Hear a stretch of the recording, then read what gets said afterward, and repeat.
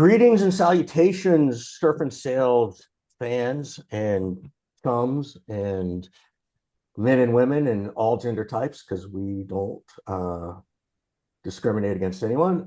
Thank you for joining us on the Surf and Sales podcast. I am Richard Harris, your host. It's been a while since I've co-host, since I've done one of the intros, because Scott usually does it. Scott is here today. I'm here. So Scott is here. We're glad to have you. A couple things first before we introduce our guest. If you haven't noticed, we actually have our stuff up on YouTube. So feel free, if you like to sort of watch videos a little bit, please go check us out. Hit the subscribe button, give us likes and comments.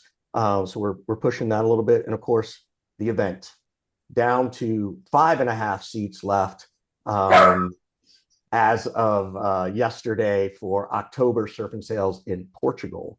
So Scott, how are you? And most importantly, I got a question for you, Scott, before we jump in. Yeah. What's it like to surf in Portugal? Because I haven't done it yet, and you have. Oh, it's amazing. The landscape is absolutely beautiful.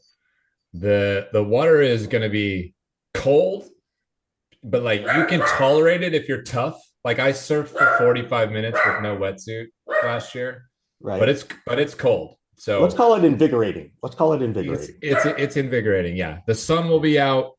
It'll be a little bit breezy.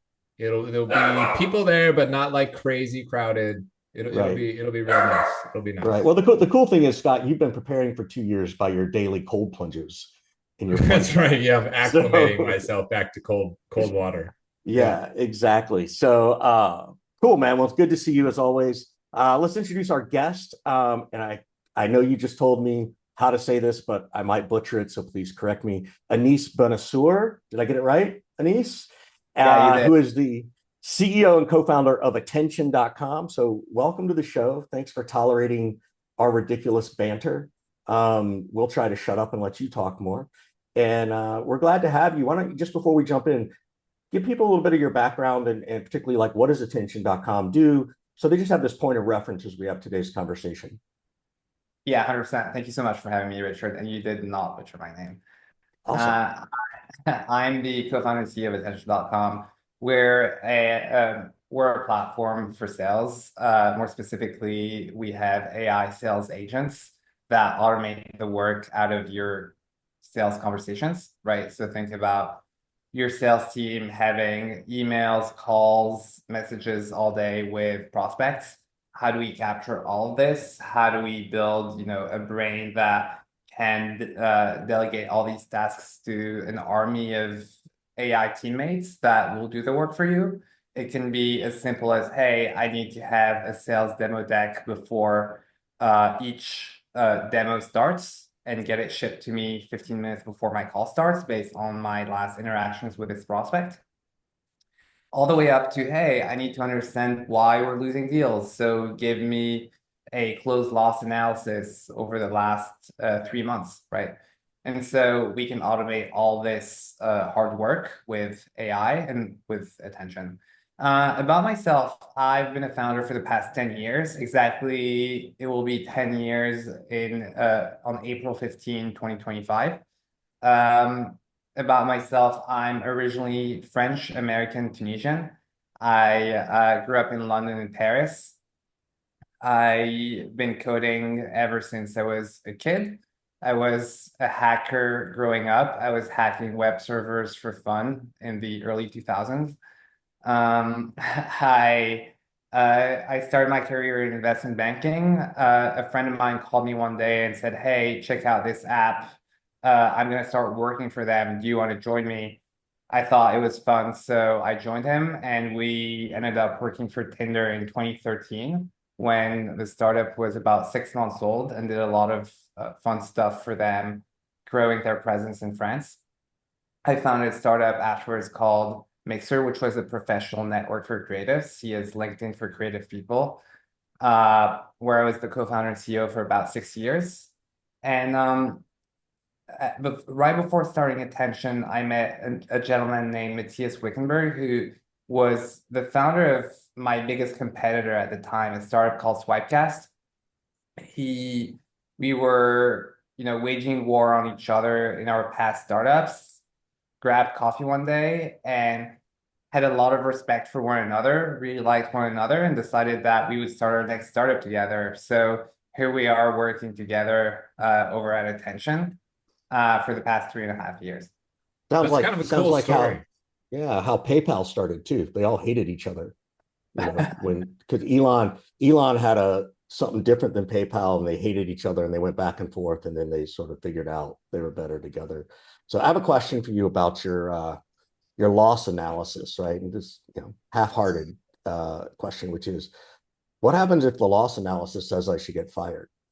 Like, does it go that far? Does it rank your team for you and then say, hey, Yeah, sales how leaders? honest is it? How Yeah. honest is it? Yeah. Look, it will be as honest as, analyzing, hey, let's take all of your closed loss deals. Let's analyze all the touch points, and it will tell you, not only why the person, or when a prospect says, hey, we're not going to buy for XYZ reason, it will go back into all the conversations and analyze them, interactions, and analyze them under that lens. And then it will be able to tell you, hey, this is why you've lost the deal, right? You have not engaged with enough prospects, right? And typically, as a leader, you put in the main inputs as well that you specifically want to filter for, right? It could be a MEDDIC or a SPICE framework that which lens they will use, or it could be your entire custom framework to analyze all of this. And so the AI will be actually really good at telling you, hey, this is what's happening, and this is where you should have done a better job. It won't necessarily tell you that you have to be fired, but it will show you the areas of improvement and how you can do better next time, right? And it is pretty incredible, right? Like, I know for a fact we had a massive 6-figure deal over here at Attention that we were working on. It was not a closed loss analysis, but just a pipeline analysis. And one of the red alerts was that our rep did not really build a compelling business case for the prospect.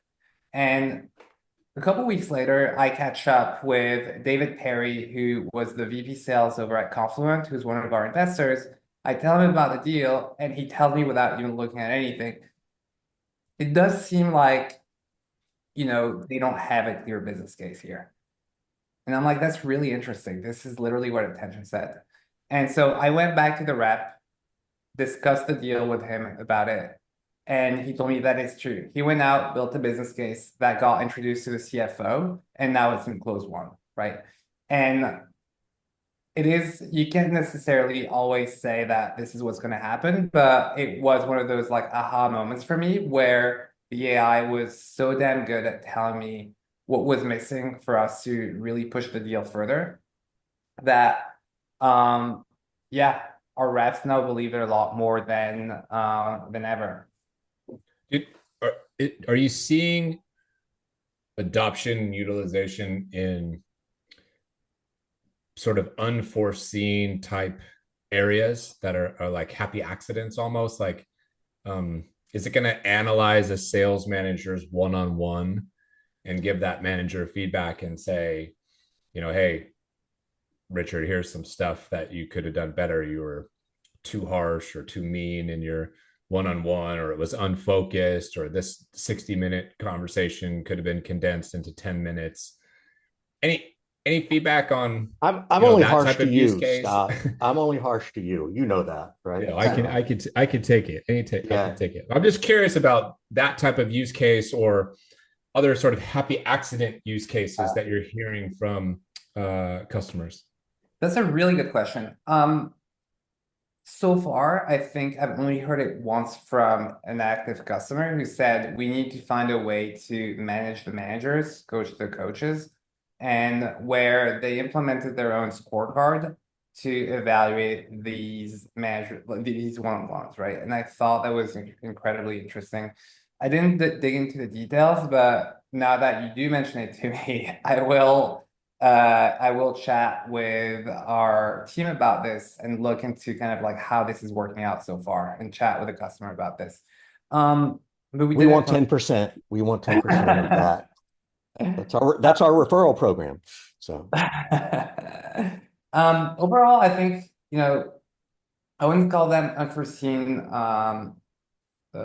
situations, but more like we've seen areas where we've expanded to product and marketing teams, building AI agents for them based on the sales conversations. And I think that's nothing really that new, right? Like even incumbent platforms have been getting, when it comes to sales conversations, have been used by product and marketing teams without them being the main buyers. But that is something that we've seen as an area grow more and more over time. And that has been giving, at the end of the day, more power to the sales team, because these, client conversations are golden nuggets for everyone at the org.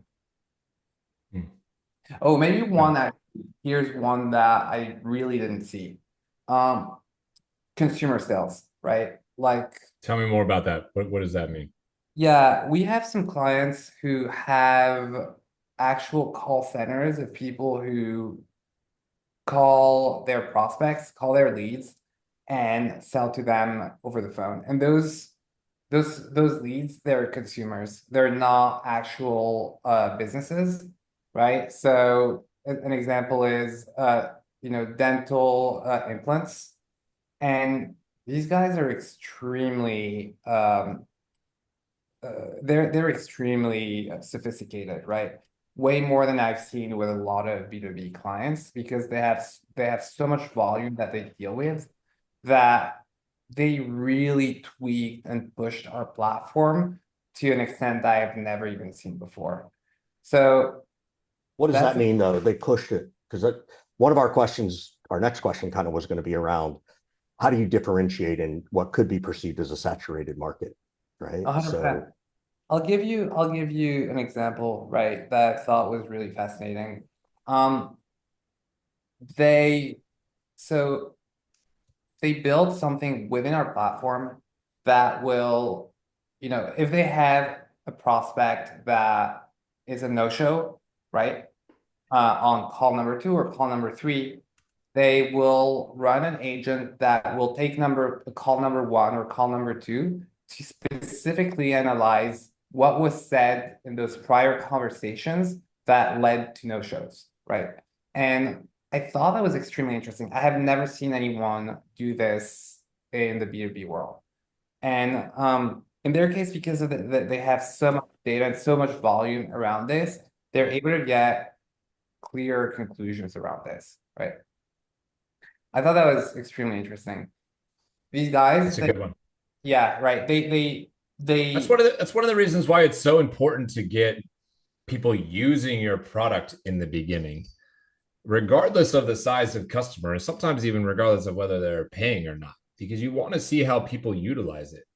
And sometimes they implement it in new and different and creative kind of ways. And to your point, they push you to innovate. They break certain things. You got to fix, right? And then you can start to, I guess then you're maybe more prepared for sort of larger customers that start to come your way, as opposed to doing it the opposite way. And it's like, let's go talk to the biggest customer out there. Like, man, you're not ready for that. Come on.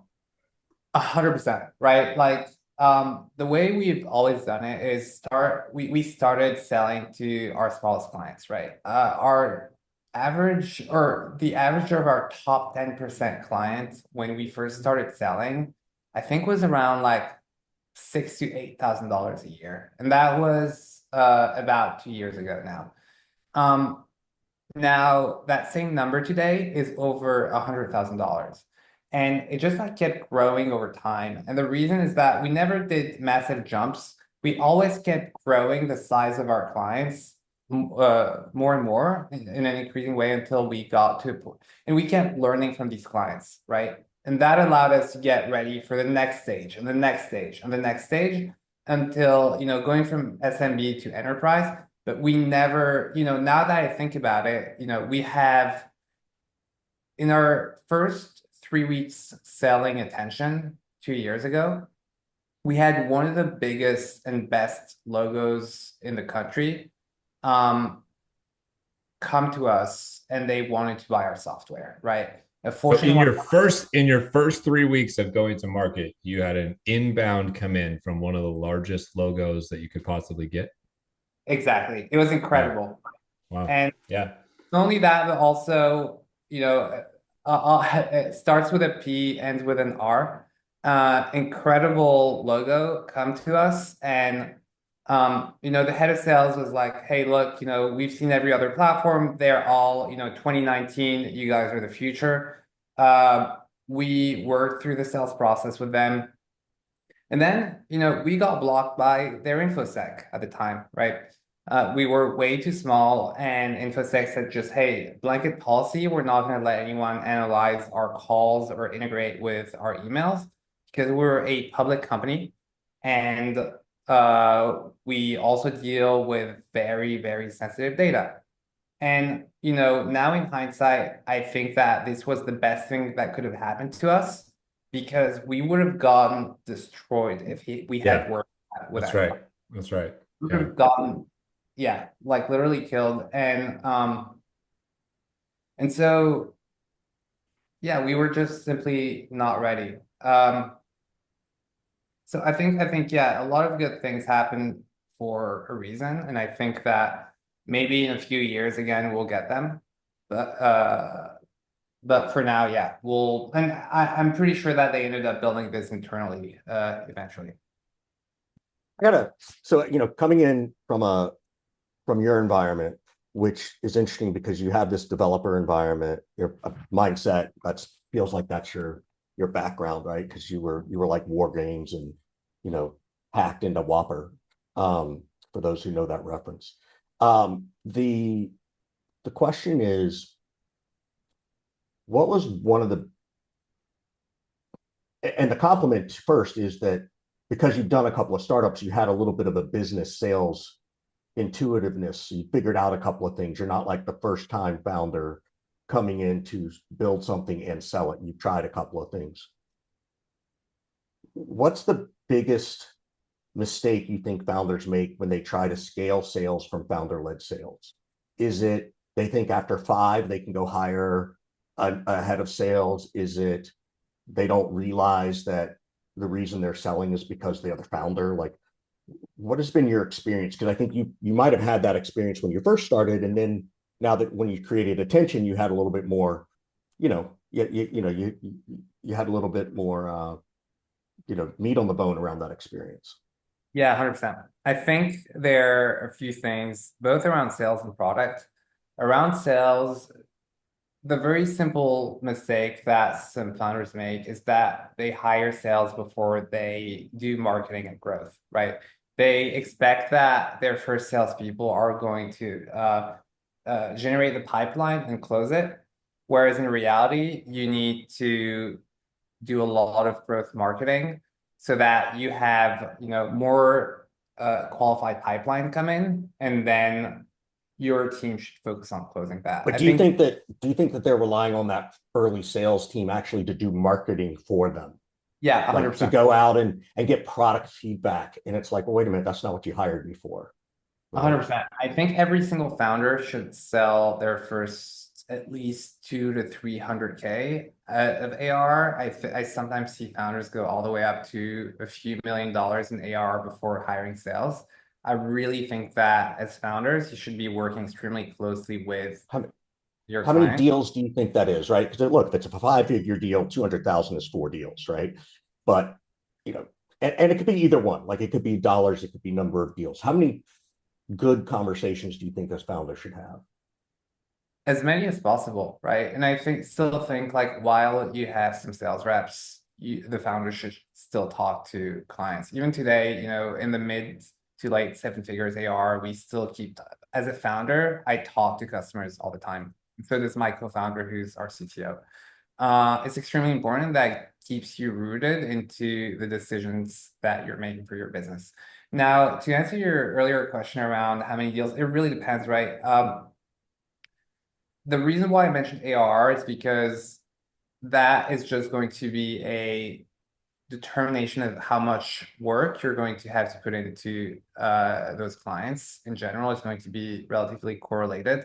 It could be 4 clients at 50K CV or 10 clients at 20K ACVs. You just have to kind of like get to that early point where you're getting enough requests, you're getting enough feedback to keep iterating on your product market fit and getting to a point where you clearly understand what is it that these early clients love about your product. What is it that you're going to be including in your messaging within your go-to-market motion? And that is something that you're going to have to kind of like teach to your first AEs. That gets me to the next point, which is the founding AEs, right? Should not be one. You should not be hiring a head of sales. You should be hiring two AEs who have a very specific mindset.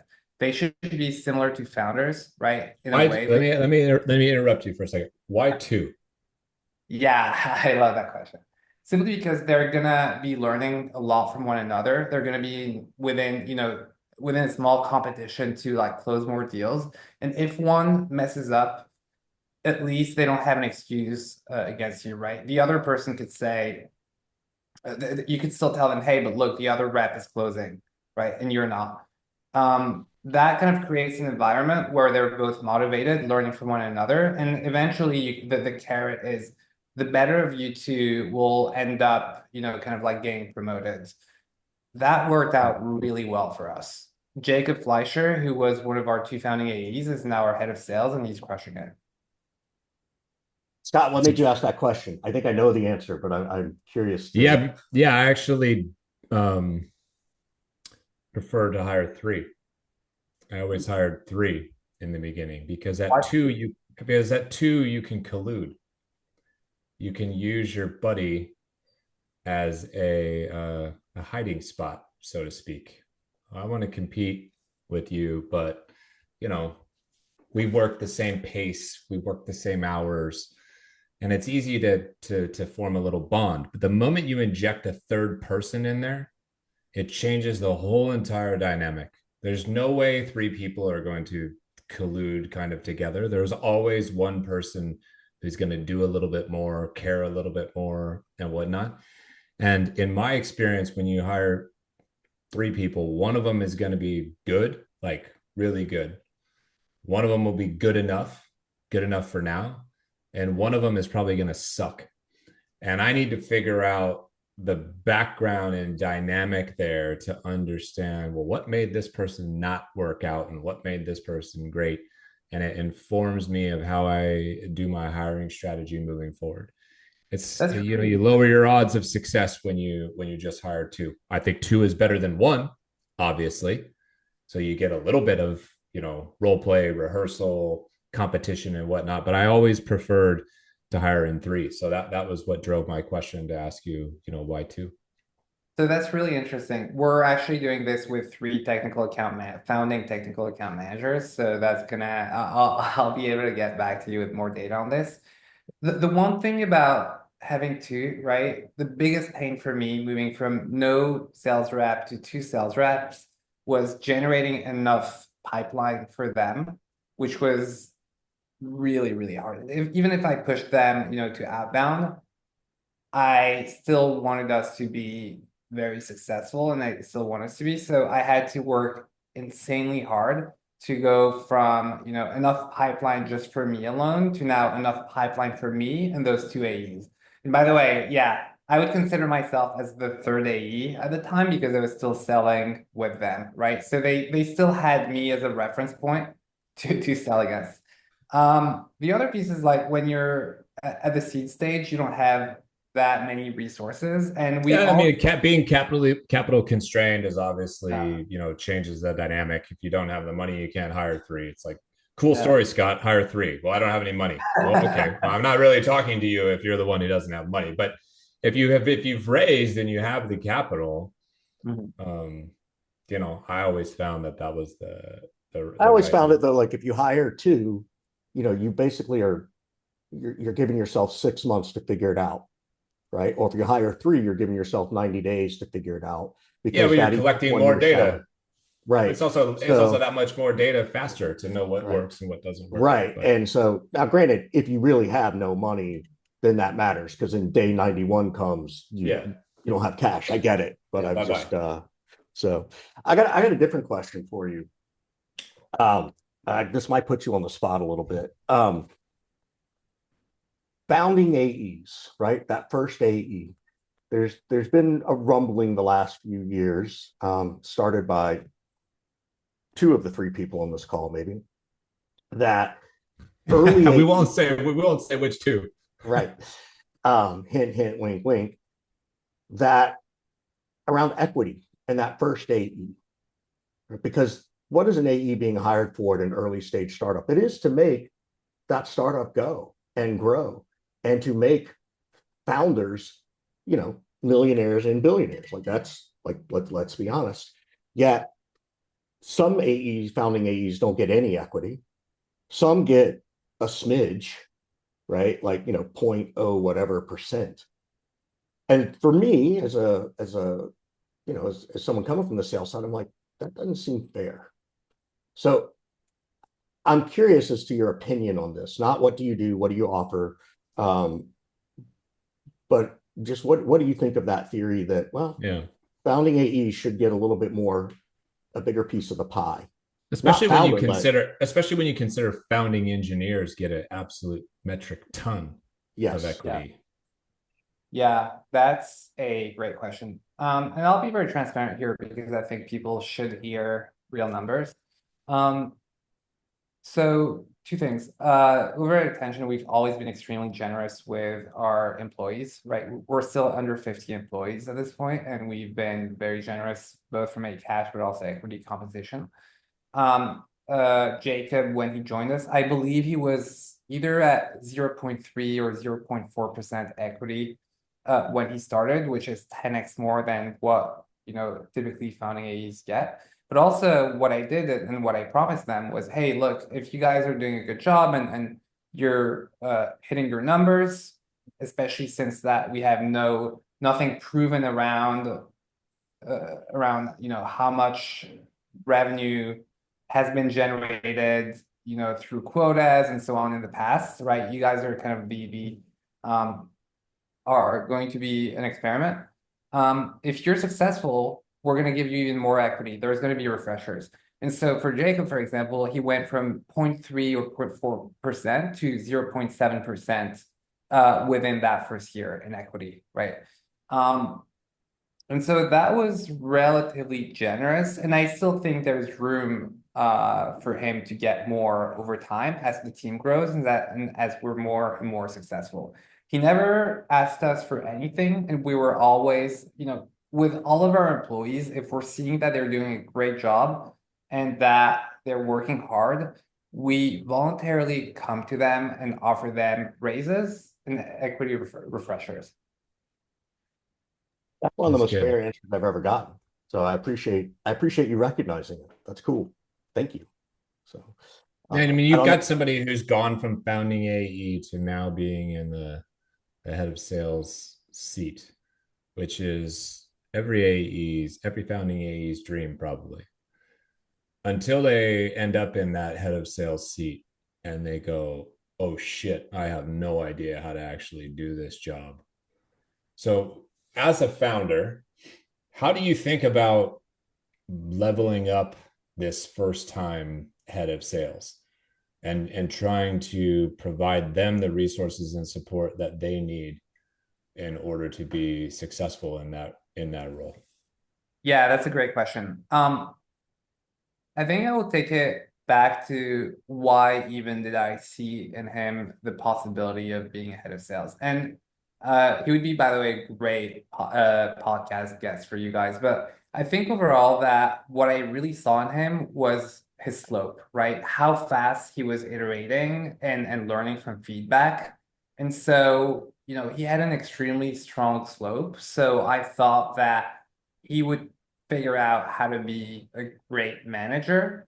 And when you're at Series A stage, you want someone who's going to be a great coach. You don't want not only a great IC who's going to sell extremely well, but someone who's also going to be, a player coach who's going to be able to give the right feedback to the reps and help them be successful.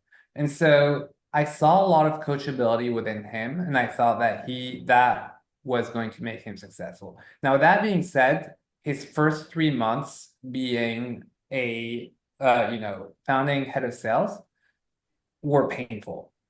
I struggled a lot the first 3 months with feedback and being extremely tough on him. And 3 months later, I was actually very proud of him. And one of the things I did actually was that we had a few advisors who were sales leaders in different, for different companies. And I asked them to coach and mentor Jacob. One of them being, David Perry, who was the VP sales at Confluent and invested in our Series A. And so he had a weekly one-on-one with Jacob. David Barron as well, who's the director of sales at HubSpot, kept a very close relationship with Jacob, helping him and mentoring him. And so with the help of the right people, I really saw him level up and be a great leader for his team. And his team has never missed quota to this day.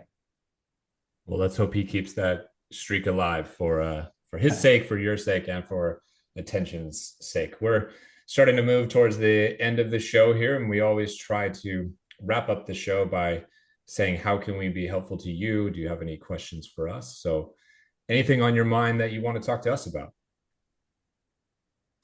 Yeah, absolutely. I would love to even start with the first question, which is what was one of the things that you've learned interviewing podcast guests around sales in the last few weeks? The last few weeks. Yeah. What have we learned in the last few weeks about podcast guests? Wait, I'm waiting for you. You want me to go first? Yeah, go first, because you know me, I have a really fabulous memory. I would say one of the things I learned is some people have very low tolerance for ever-changing schedules. And those type of people, I don't want any part of whatsoever. So if you can't understand that busy executive schedules change and sometimes you have to reschedule and it has nothing to do with anything other than life interfering, then fuck off. You're not invited back. And you probably don't deserve the microphone or the platform to be on a podcast. So get over yourself. That's one thing. So I think I've created an archetype of who this type of individual is, and I have no interest in having those type of people onto the show. That's number one. Second thing that I've learned, there is a lot of unrest in B2B sales and tech and SaaS and all these things right now. And everybody from SDRs to founders and even coaches, consultants like us, does not really understand what is happening and can barely keep up with the pace and rate of change. And that's not a negative. That's not a positive. That's just like everybody's kind of head is spinning a little bit. And so it's confusing and a little bit stressful. I think there's a high element of stress and confusion and a desire for clarity that nobody yet can really bring about. And I think that's having an impact. So those are the two things that I've learned from our conversations with guests in the last few weeks. What about you, Richard? I agree with Scott on both of those. Couple of things. I'm learning that this kind of goes with what Scott's saying is with the advent of AI, it's another land grab, right? And it's going to be an interesting play, right? What is a fabulous tool or service is slowly becoming a feature 3 to 6 months later, which I think alludes to what Scott is saying around, like, it's just hard to keep up with the pace of what's happening. I also have had some people who are keeping their head in the sand around some of this stuff, that they're thinking that they have this great ability to stay focused on their mission of what they're trying to accomplish, but their head is so far down in the sand that they're forgetting that there's all this other stuff swimming around them and they're not paying attention. Meanwhile, other people we're talking to are paying attention. And, if I had to bet, if I had to bet on one of these horses, it would be interesting to see which one's going to be right. I've also, the other thing I've learned is that some of the exact same mistakes that we have experienced in sales 10 and 15 years ago are being made right now by founders, where they think they know how to sell and they don't have a clue. History repeating itself constantly. They think that, as I always say, they think they can read a book over the weekend and all of a sudden they're smarter than their sales leader, right? They don't know how to delegate the business side so they can go focus on the other side of the business. And generally they're the tech founder, right? Um, so that, I'm learning that people are just stupid.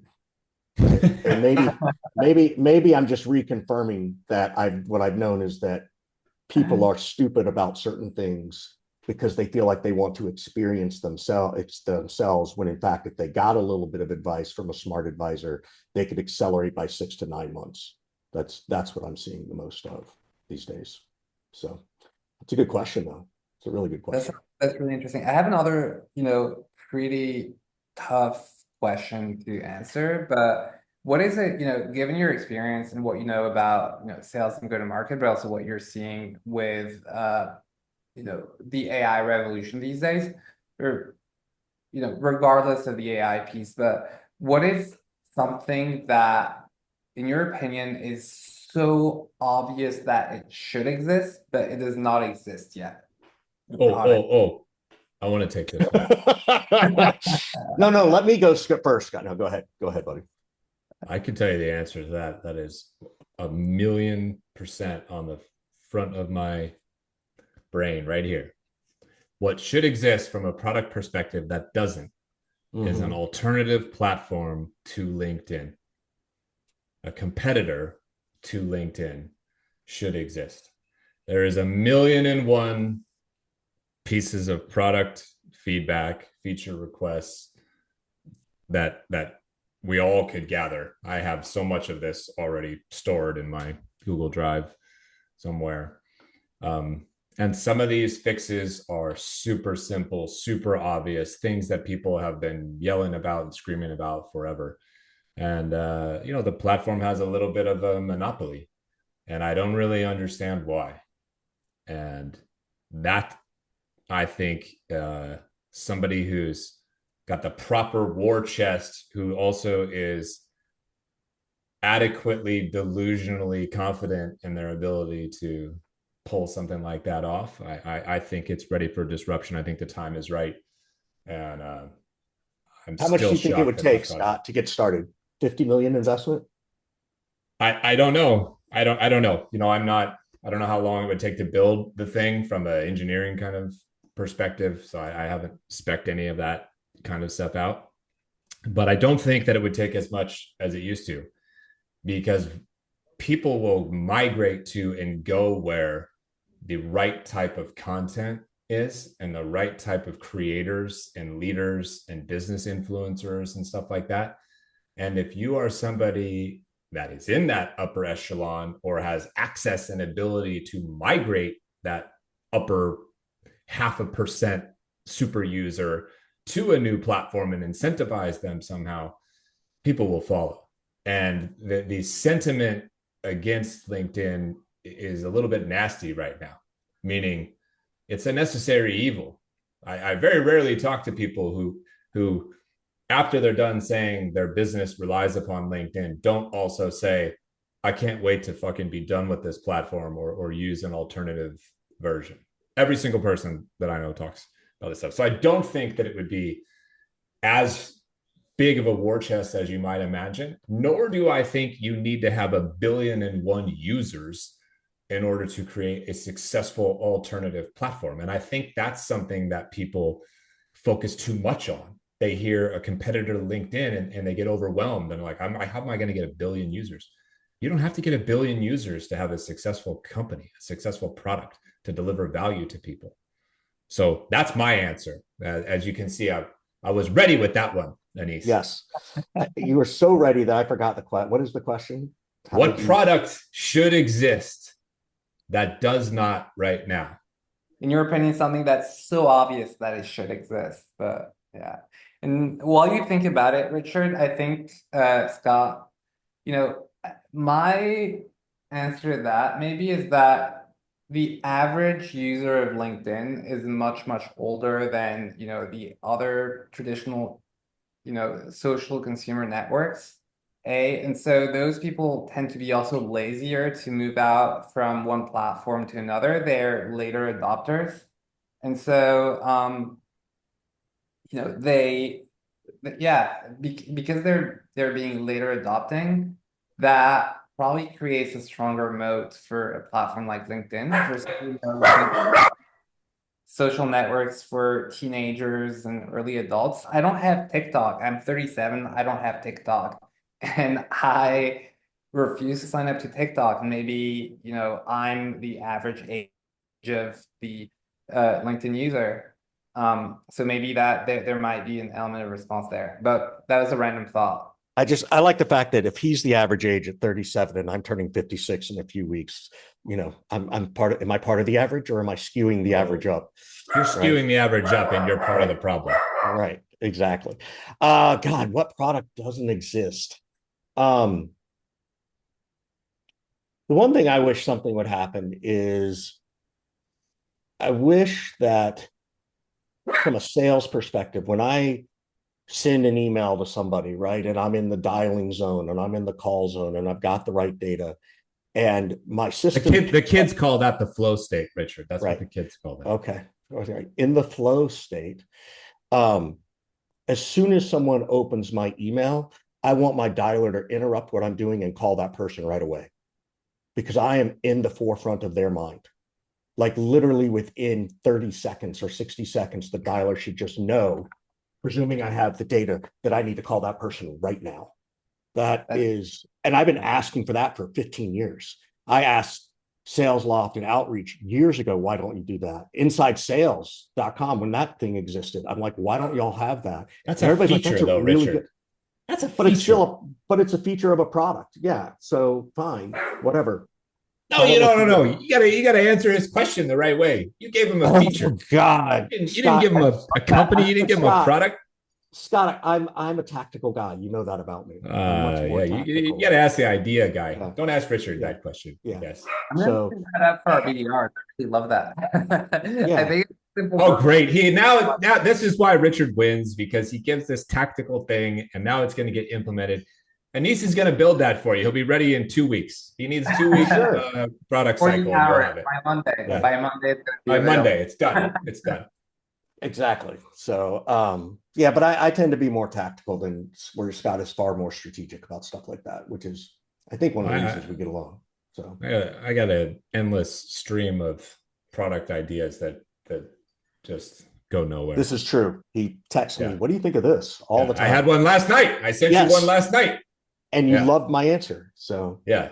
So well, we appreciate you spending time with us today, man. You can check out Anis Bennaceur on LinkedIn. Check out his company, Attention.